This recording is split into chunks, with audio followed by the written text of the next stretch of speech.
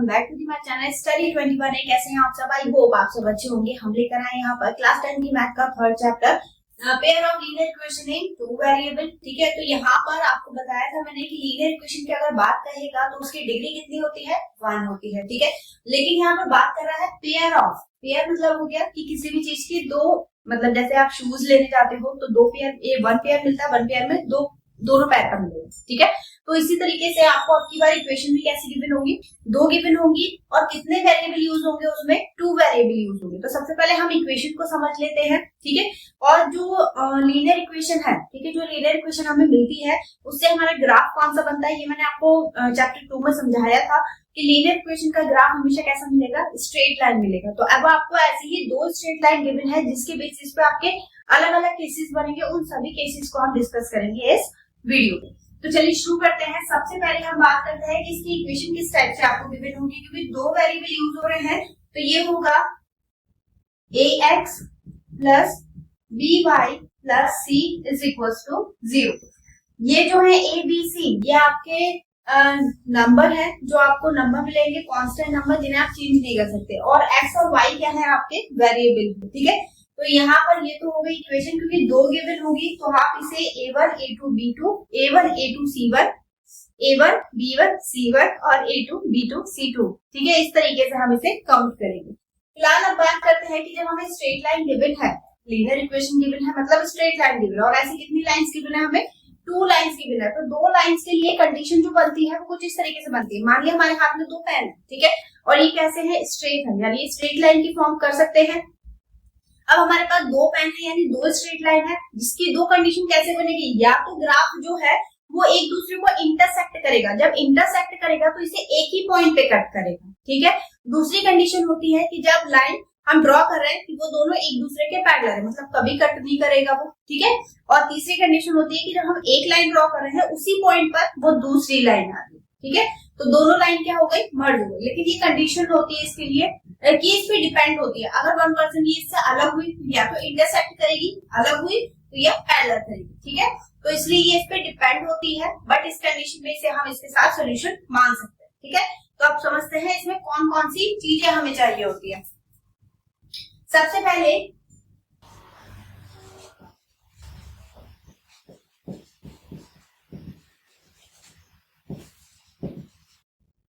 Intersecting lines के लिए क्या कंडीशन होती है? इंटरसेक्टिंग लाइंस होती है, ग्राफ भी आपको बताते जा रहे हैं। ठीक है, ये आपका ग्राफ है और ये लाइंस क्या है? आप कट करेंगे तो आपको कितने सोल्यूशन मिल रहा है? यहाँ पर जब एक ही जगह कट कर रही है तो एक ही सोल्यूशन मिलेगा। ठीक है, तो यहाँ पर मिलेगा only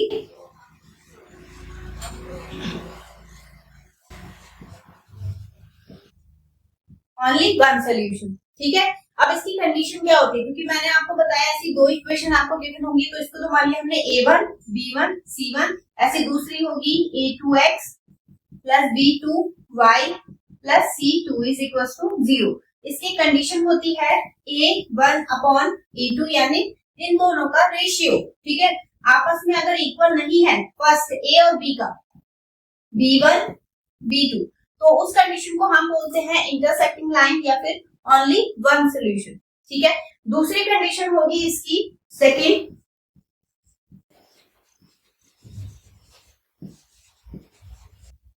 parallel lines. Parallel lines की ग्राफ कैसा होगा? जब हम ग्राफ ड्रॉ करेंगे, ठीक है, तो ये दोनों लाइंस एक दूसरे को कट नहीं करेंगे। तो यहाँ पर जब ये इसे कट ही नहीं कर रही हैं तो हमें कोई सोल्यूशन भी नहीं मिलेगा, क्योंकि जब सोल्यूशन हमें तब मिलता है जब लाइंस एक दूसरे को टच करती है। ठीक है, तो यहाँ पर नो सोल्यूशन। अब इसकी कंडीशन कौन सी होगी? ये होगी आपकी a1 upon a2 is equal to b1 upon b2 is not equal to c1 upon c2। ठीक है, तो इसके लिए आपको तीनों रेशियो चेक करने पड़ेंगे। अगर स्टार्टिंग के दो हो जाते हैं इक्वल तो दोनों c पर डिपेंड करते हैं, तो लास्ट वाली इक्वेशन। ठीक है, फिर है इसके बाद थर्ड,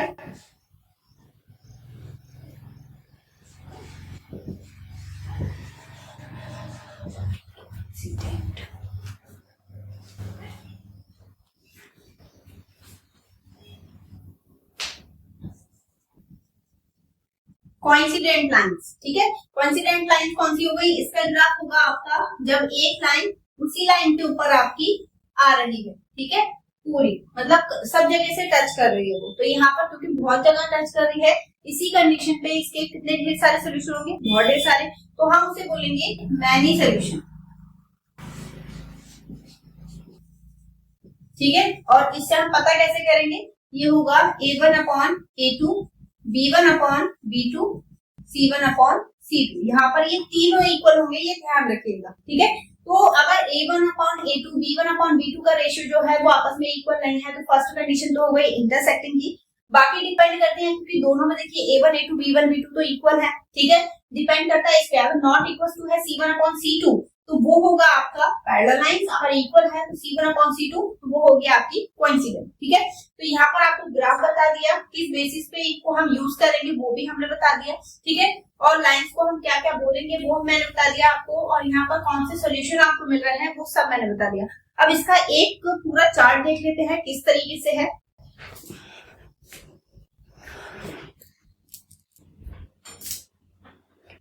चलिए देखिएगा, यहाँ पर सबसे पहले हम रेशियो की बात करते हैं। तो A1 upon A2 is not equal to B1 upon B2, ठीक है।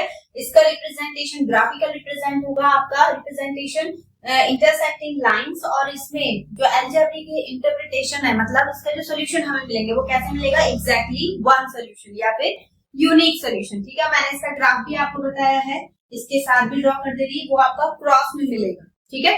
फिर इसके बाद है A1 upon A2 is equal to B1 upon B2 is not equal to C1 upon C2।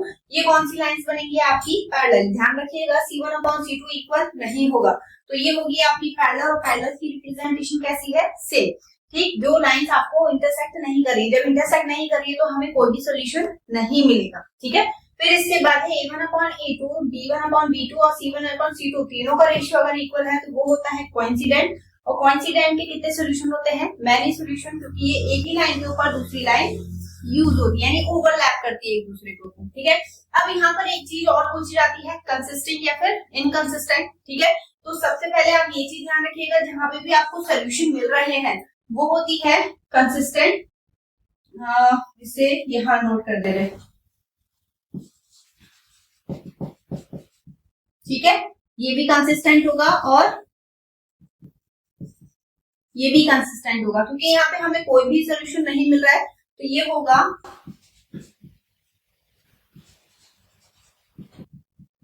Inconsistent, ठीक है। तो ये चीज आपको याद रखना है। पूरा चार्ट जो आपको बताया है, आई होप आपको समझ में आया होगा। आपको वीडियो कैसी लगी कमेंट सेक्शन में जरूर बताइएगा। और हाँ, अब इसके बाद एक्सरसाइज स्टार्ट होगी आपकी 3.1, तो बिल्कुल मिस मत करिएगा। अगर अभी तक आपने चैनल को सब्सक्राइब नहीं करा है तो चैनल को सब्सक्राइब जरूर से कर लीजिएगा, बेल आइकन जरूर दबा दीजिएगा, ठीक है, ताकि आपको सारी वीडियो के नोटिफिकेशन मिल सके। चलिए मिलेंगे नेक्स्ट वीडियो में नए क्वेश्चन के साथ, तब तक के लिए धन्यवाद।